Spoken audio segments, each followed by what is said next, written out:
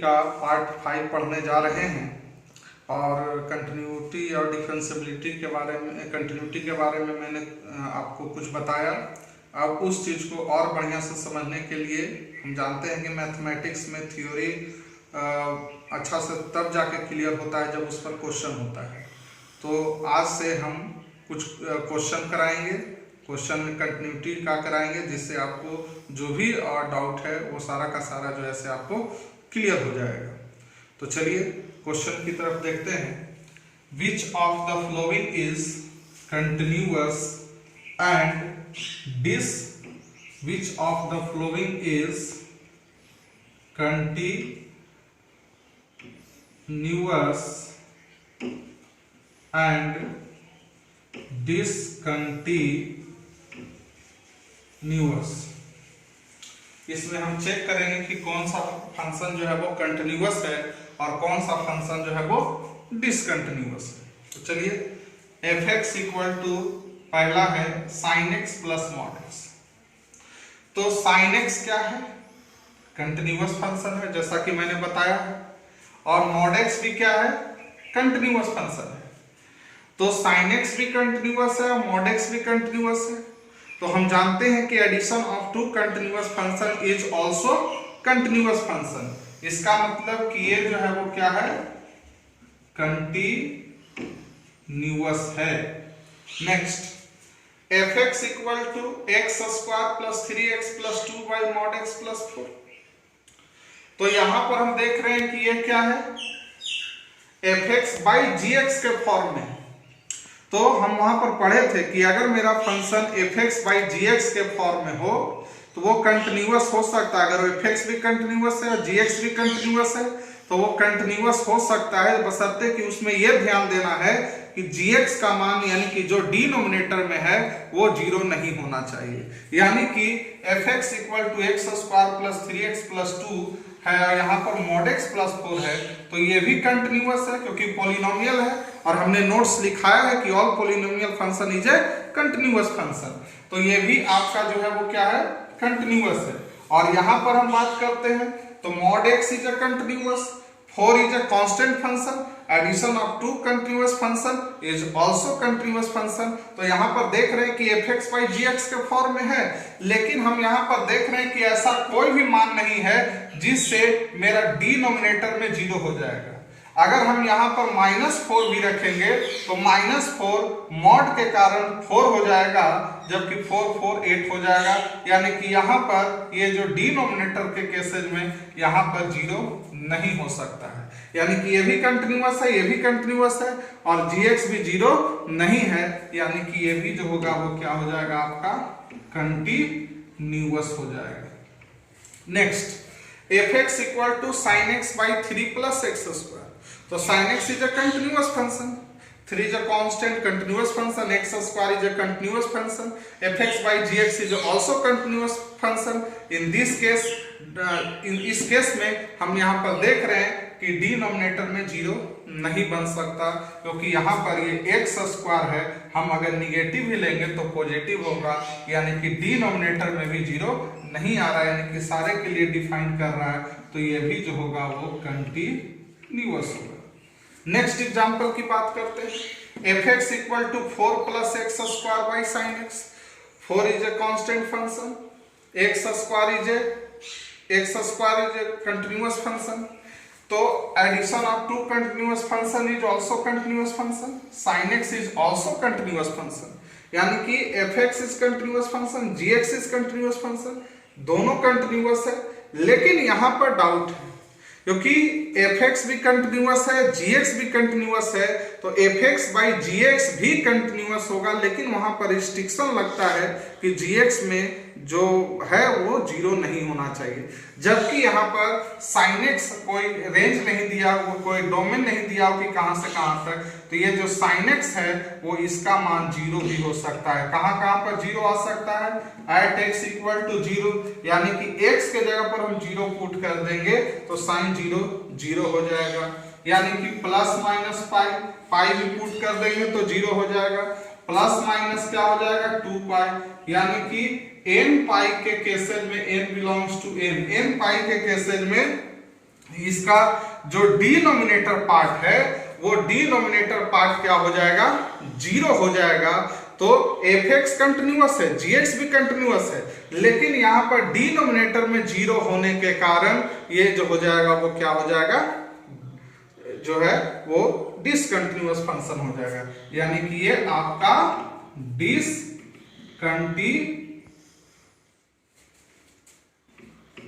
Function हो जाएगा। Next, fx equal to cos x by 2 plus mod 3 plus x। तो cos x is a continuous function, ये भी continuous function है, और इसमें भी देख रहे हैं कि डिनोमिनेटर में कहीं पर भी जीरो होने की संभावना नहीं है, तो ये भी जो हो जाएगा वो क्या हो जाएगा, कंटिन्यूअस फंक्शन हो जाएगा। Next, fx equal to 4x plus 5 by 3x minus 2।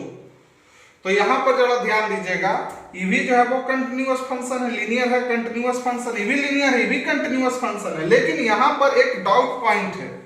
क्या डाउट पॉइंट है कि अगर हम यहां पर x का मान 2/3 ले लें, यानी कि यहां पर वैल्यू अगर हम 2/3 रख दें तो 3 से 3 कट जाएगा और 2 माइनस 2 क्या हो जाएगा, 0 हो जाएगा। यानी कि ये जो है वो ऑल वैल्यू, सभी रियल वैल्यू के लिए कंटिन्यूअस है, लेकिन कहां पर, at x equal to 2/3 discontinuous. ये है वो डिसकंटिन्यूअस है एट x इक्वल टू कहां पर, 2/3 पर। यानी कि इस टाइप के क्वेश्चन में हम देखें कि कहां पर डिसकंटिन्यूटी है, यानी कि उस डिनोमिनेटर को, जिसे डिनोमिनेटर में क्या है 3x माइनस 2 है, तो डिनोमिनेटर को 0 के बराबर कर देंगे तो 3x बराबर 2, तो x बराबर 2/3। जबकि यहां पर हम केसेस कर रहे हैं 3 प्लस एक्स स्क्वायर, तो 3 plus x square equal to 0, तो एक्स स्क्वायर इक्वल टू -3, जो कि ये पॉसिबल नहीं है। यानी कि जहां पर भी ये संभावना लगे उस तरीका से हम चेक कर सकते हैं, यानी कि fx और gx दोनों के दोनों यहां पर कंटिन्यूअस था, लेकिन gx में डिनोमिनेटर में 0 होने के कारण ये क्या हो गया, डिसकंटिन्यूअस। यहां पर जरा देखिए, sin x है, cos x है, e के पावर x है, mod x है, tan x है और 5 है। तो यहां देखिए ये सारे के सारे कंटिन्यूअस फंक्शन है और ये भी कंटिन्यूअस फंक्शन है, लेकिन ये जो है tan x, वो tan x क्या है, डिसकंटिन्यूअस है। कहां पर ये डिसकंटिन्यूअस है, एट x इक्वल टू, ये जो है वो कहां पर है, at x equal to plus minus π/2 plus minus 3π/2 plus minus 5π/2, यानी कि ऑड मल्टीपल ऑफ π/2 का मान हम यहां पर रखेंगे तो उस पर वैल्यू क्या दे देगा, इंफिनिटी वैल्यू दे देगा। तो यहां पर ये सारे के सारे कंटिन्यूअस हैं, लेकिन उसमें एक डिसकंटिन्यूअस पॉइंट आ गया, तो ये ऑल ओवर जो वैल्यू हो, ऑल ओवर फंक्शन जो हो गया वो क्या हो गया, डिसकंटिन्यूअस हो गया। तो कहां पर डिसकंटिन्यूअस हो गया, जहां पर उस फंक्शन का मान इनफाइनाइट दे देता है तो वो क्या हो जाता है, डिसकंटिन्यूअस। यानी कि आप इस एग्जांपल से आपको पता चल गया होगा कि किस तरीका से, इस तरीका से आपको ऑप्शन में दे देगा कि विच of the following is a continuous, which of the following is a discontinuous.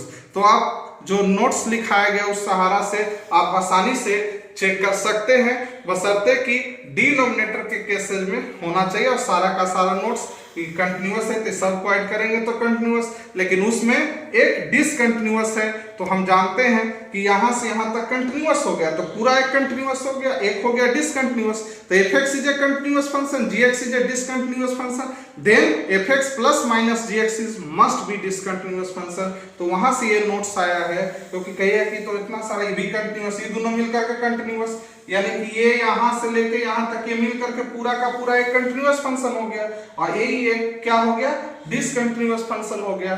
तो क्या हो गया, यहां पर ये डिसकंटिन्यूअस हो गया।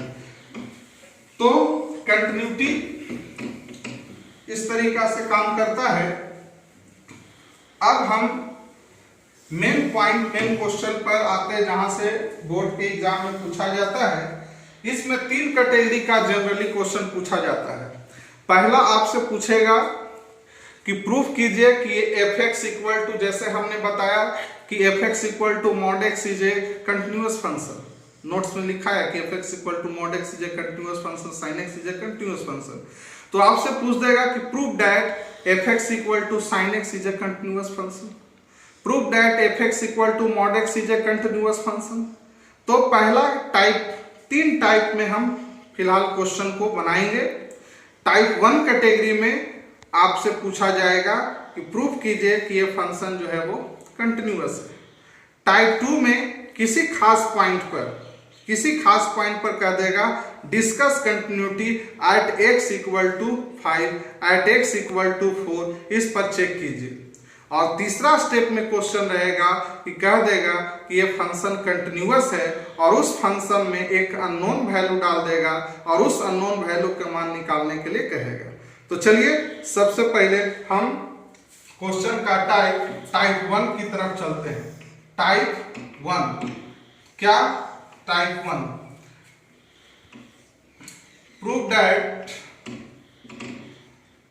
That f x equal to x square is a continuous function. हमें प्रूफ करना है कि f x equal to x square जो है वो कंटिन्यूअस फंक्शन है। जैसे कि पिछला क्लासेज में मैंने f x equal to x square का ग्राफ बताया था। तो f x equal to x square का ग्राफ किस तरीका से होता है? F x equal to x square का ग्राफ जो है वो कुछ इस तरीका से होता है। तो यहाँ ग्राफ को देखने से ये पता चल रहा है कि इस ग्राफ में जब हम ग्राफ प्लॉट कर रहे हैं तो कहीं पर भी पेन उठाने की जरूरत नहीं है। तो वैसा ग्राफ जिसमें पेन उठाने की जरूरत नहीं पड़ा तो वो फंक्शन जो होगा वो क्या होगा? कंटिन्यूअस होगा। लेकिन हम किस तरीका से एग्जाम में, बोर्ड में हम इस क्वेश्चन को प्रूफ करेंगे, ये तो ग्राफिकली मेथड हुआ, लेकिन हम कैसे इस चीज को हम प्रूफ करेंगे?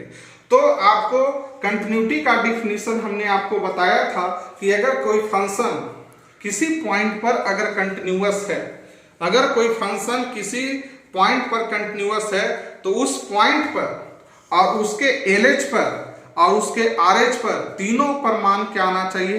बराबर आना चाहिए। अगर तीनों पर मान बराबर आता है, फाइनाइट आता है, तो हम कहेंगे कि फंक्शन जो होगा वो कंटिन्यूअस होगा।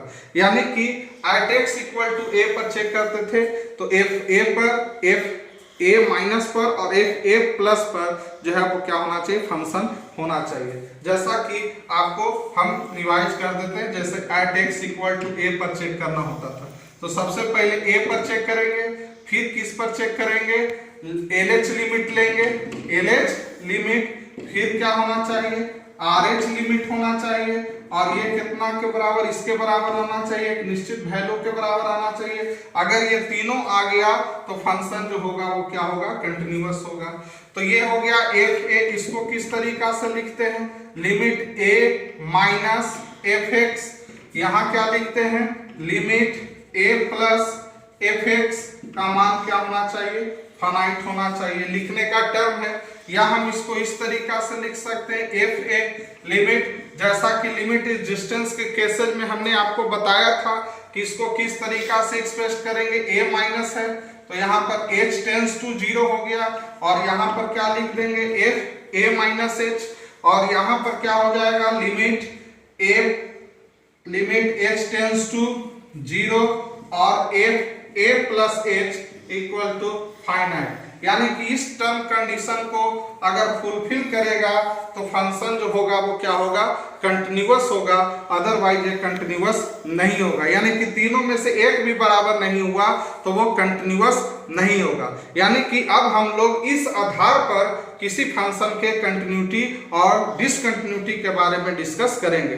यानी कि फंक्शन कंटिन्यूअस होने के लिए क्या क्या होना चाहिए? LH लिमिट, RH लिमिट का मान बराबर होना चाहिए और दिए गए जो पॉइंट है उसके बराबर होना चाहिए, जिसको हम इस तरीका से लिखते हैं, जो कि हमने आपको फंक्शन के डिफिनीशन के समय में ही बताया था। देखते हैं prove that f x equal to x square is a continuous function. यानी कि पहले इस तरीका से दे देगा, क्वेश्चन कह देगा कि प्रूव कीजिए कंटिन्यूअस, ये नहीं कि पॉइंट देगा किसी पॉइंट पर।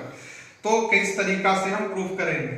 तो यहाँ पर ले लेंगे एट एक्स इक्वल टू ए।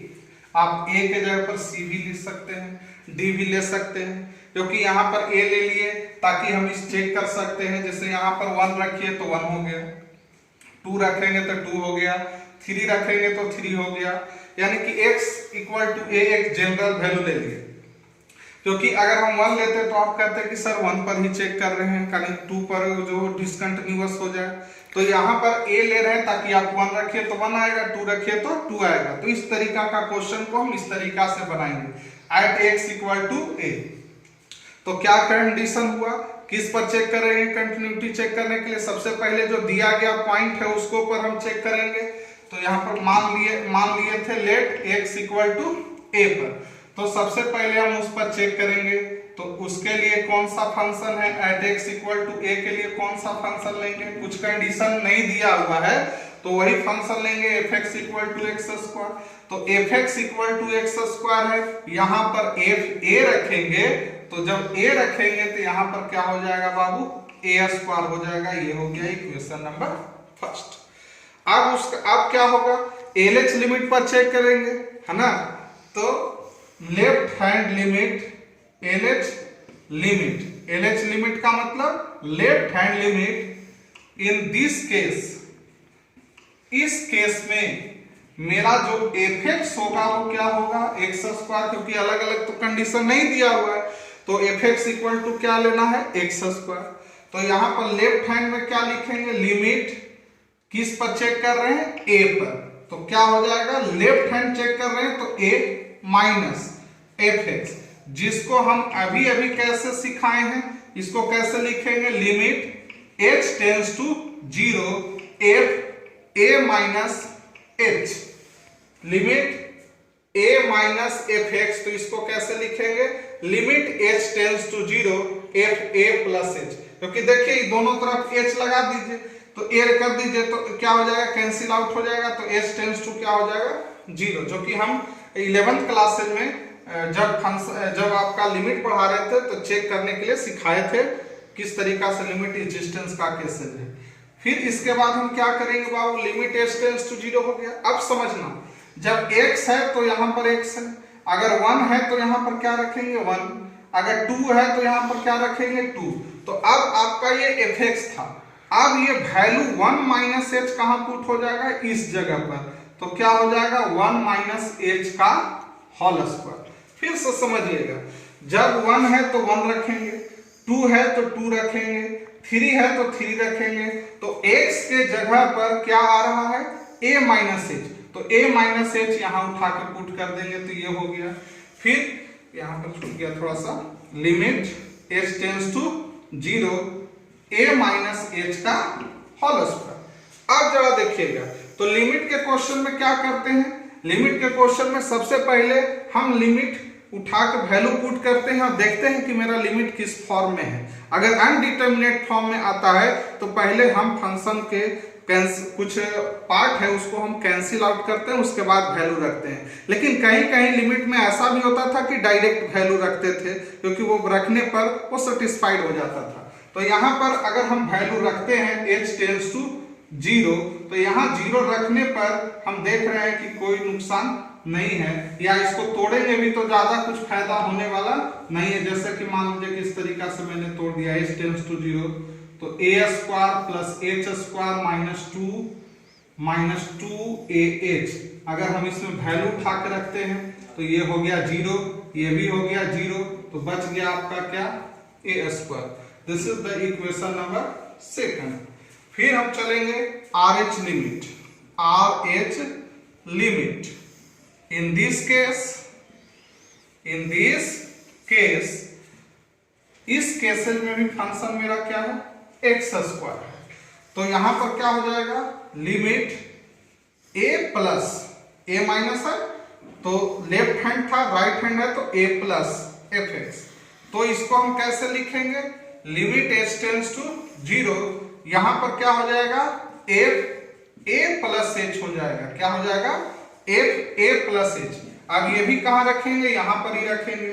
तो a plus h, limit h tends to 0 a plus h का whole square.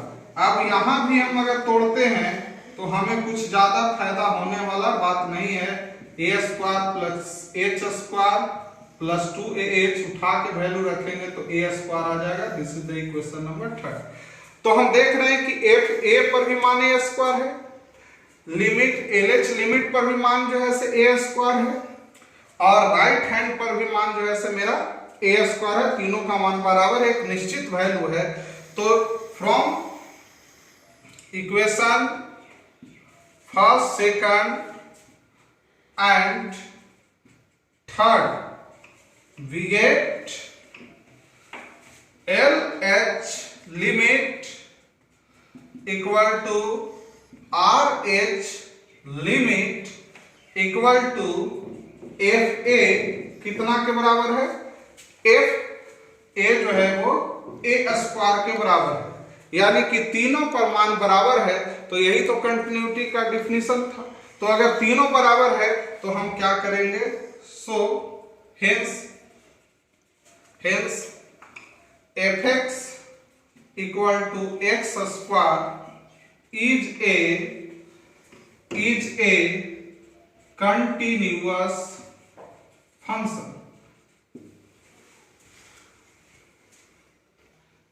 prove that fx equal to sin x is a continuous function।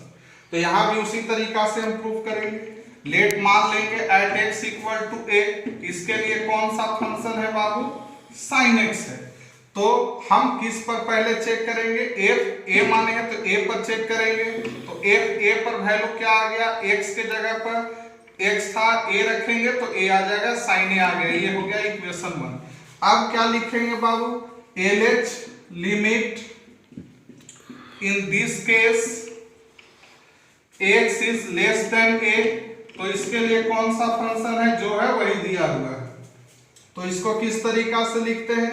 Limit a minus f x equal to limit s tends to 0 f a minus h। तो हम क्या करेंगे बाबू? कहां put कर देंगे? ये जब x था तो यहाँ x हुआ, 3 है तो 3 रखाएगा। तो x के जगह पर क्या आ रहा है? a minus h। तो a माइनस h कहां पुट हो जाएगा? x के जगह पर। तो क्या हो गया? Sine a minus h। अब देख रहे हैं कि इसमें कुछ ज्यादा सॉल्व नहीं हो सकता है, तो यहाँ पर वैल्यू उठा के पुट कर देंगे। तो साइन a माइनस 0। याद रहे लिमिट तब तक चलता है जब तक कि हम मान उसमें पुट नहीं करते हैं। जैसे ही मान हम पुट कर देंगे तो वहां से लिमिट क्या हो जाएगा? ब्रेक हो जाएगा। नहीं तो जब तक पुट नहीं करेंगे तब तक लिमिट का मान लेते चलेंगे। तो ये हो गया आपका साइन a। ये हो गया equation number 2। Next RH limit in this case x is greater than a। तो इस केसेस में भी आपका फंक्शन जो है वो sin x है। तो limit a plus F X limit h tends to 0 f a plus h limit h tends to 0 sin a plus h। जब a माइनस h था तो a माइनस h रखे, जब a प्लस h है तो a plus h रखेंगे। तो यहां पर भी क्या हो जाएगा? अब उठा के वैल्यू पुट करेंगे तो साइन a प्लस 0 कोई फर्क नहीं पड़ेगा, ये साइन a हो जाएगा। ये इक्वेशन नंबर 3। तो हम देख रहे हैं कि तीनों केसेस में इक्वेशन फर्स्ट, सेकंड, थर्ड तीनों केसेस में क्या हो रहा है? मान बराबर आ रहा है, यानी कि एफ ए का मान और LH लिमिट का मान, LH लिमिट का मान और RH लिमिट का मान जो है वो बराबर है कितना? साइन a के बराबर है। सो दिस फंक्शन इज क्या होगा? It is continuous function. ये जो होगा वो कंटिन्यूअस फंक्शन होगा। Question number 3, prove that fx equal to greatest integer x is a discontinuous function. तो चलिए यहाँ भी ये भी उसी प्रकार से बनेगा। तो लेट क्या मानेंगे? At x equal to a। तो इस पर कौन सा फंक्शन है? ये ग्रेटेस्ट इंटीजर स्मॉलेस्ट वैल्यू। तो यहाँ पर सबसे पहले a पर चेक करेंगे। तो a क्या है? कोई इंटीजर है तो यहाँ पर a रखेंगे, है ना। तो a रखने से क्या होगा? a ही आएगा। ये हो गया इक्वेशन नंबर फर्स्ट, जैसे a कोई इंटीजर है। तो तो ग्रेटेस्ट इंटीजर 1 का मान 1 होता है, ग्रेटेस्ट इंटीजर 5 का मान 5 होता है, ग्रेटेस्ट इंटीजर -10 का मान -10 होता है। तो a कोई इंटीजर है ना, a क्या है, कोई इंटीजर है, तो उस पर क्या हो गया, a आ गया। चलिए नेक्स्ट, अब चलते हैं LH limit. In this case fx equal to LH limit, in this case x is less than a, तो इस केसेस में फंक्शन यही दिया हुआ है। तो हम बात करते हैं लिमिट a माइनस fx, है ना, तो लिखने के लिए आ गया होगा लिमिट h टेंड्स टू 0। इसमें मेन ध्यान देना है कि हमें किस प्रकार से हम लिखते हैं। तो a minus h tends to 0, तो यहां पर क्या लिखेंगे बाबू, a माइनस h, और h क्या है, टेंड्स टू 0, बहुत ही नियरेस्ट है। अब ये क्या होगा, जब x है, बार बार बता रहे यहाँ x है, तो यहाँ पर x के जगह पर मान रखेंगे। अब यहाँ पर क्या है, a माइनस h है, तो यहाँ क्या रखेंगे, a माइनस h रखेंगे। क्या रखेंगे, a माइनस h। तो यहाँ पर a माइनस h है जो a माइनस 1 में खुलेगा। कैसे, अब सोचिएगा, ये क्या है, ग्रेटेस्ट इंटीजर का ये साइन है ना। तो इसका हम कैसे इस्तेमाल करते हैं, अभी बताया कि ग्रेटेस्ट इंटीजर 2 का मान 2 होता है, जबकि ग्रेटेस्ट इंटीजर 2.1 का मान जो होगा वो 2 होगा। ग्रेटेस्ट इंटीजर 2.8 का भी मान 2 होगा, ग्रेटेस्ट इंटीजर 1.999 का भी मान 1 होगा। इसका मतलब ये समझिएगा कि a कोई पॉइंट था, a कोई पॉइंट था, यहां पर at x equal to a था। अब क्या हुआ, इसमें a में हल्का कम गया, यहां पर हल्का इधर आ गया, तो वो सीधे कितना यूनिट खसक जाएगा, 1 यूनिट। जरा देखिएगा 2.8 है, तो 2.8 से क्या हो गया, सीधे 2 हो गया। ये जरा देखिए 1.99 है, यानी कि 2 के नियरेस्ट है, तो जैसी 2 से हल्का भी कमेगा, 2 से हल्का भी मान कमेगा, तो वो सीधे कहां चला आएगा, 1 में। उसी प्रकार से अगर 3 से 3 है, तो 3 का ग्रेटेस्ट इंटीजर 3 होता है, लेकिन 3 से हल्का भी वैल्यू कमेगा, 3 से हल्का भी मान घसका, तो वो सीधे 2 पर चला जाएगा।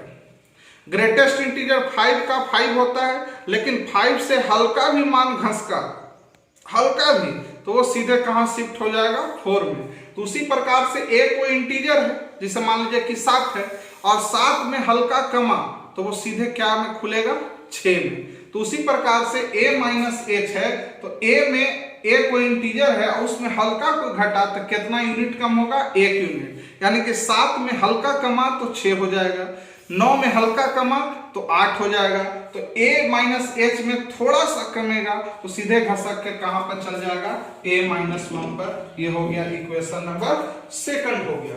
उसी प्रकार से अब हम RH लिमिट पर बात करेंगे। RH लिमिट, तो in this case x is greater than a, तो fx equal to greatest integer x, यहां पर भी यही बात है। तो limit a plus fx, limit h tends to 0, f a plus h, limit h tends to 0। अब क्या रखेंगे, a प्लस h, तो a प्लस h a ही में खुलेगा। क्यों, क्योंकि अभी बताया कि 2.1 भी 2a में खुलेगा। 2 में अगर हल्का बढ़ता है तो पर भी 2a में, लेकिन 2 में हल्का कम गया तो सीधे क्या में चला जाएगा, 1 पर। 3 में हल्का कम गया तो सीधे 2 पर चल जाएगा, जबकि 3 में हल्का बढ़ेगा भी तो 3 ही हो जाएगा। इसलिए a में हल्का ऐड किए हैं तो वो क्या हो जाएगा, a। तो from equation first, second, third से देखते हैं। From equation first, second and third से हम देखते हैं, क्या देखते हैं कि f a के मान बराबर है किसके, एफ लिमिट एफ ए के मान जो है वो आपका बराबर है राइट हैंड लिमिट के, लेकिन वो लेफ्ट हैंड लिमिट के एलएच लिमिट के बराबर नहीं है। समझ रहे हैं? यानी कि ये और ये बराबर है, लेकिन एलएच लिमिट का जो मान है वो बराबर नहीं है। इसका मतलब कि एक भी फेल हो जाएगा, यानी तीनों पर बराबर होना चाहिए। एफ ए पर, एफ ए माइनस एच पर और एफ ए प्लस एच पर, तीनों पर बराबर होगा तभी जाके वो कंटिन्यूअस होगा, अदरवाइज नहीं। तो यहां पर देखें कि एफ ए पर ए है, एफ ए प्लस एच पर ए है, जबकि लेफ्ट हैंड पर ये जो है से ए माइनस वन है। इसीलिए क्या हो गया, इट इज डिसकंटिन्यूअस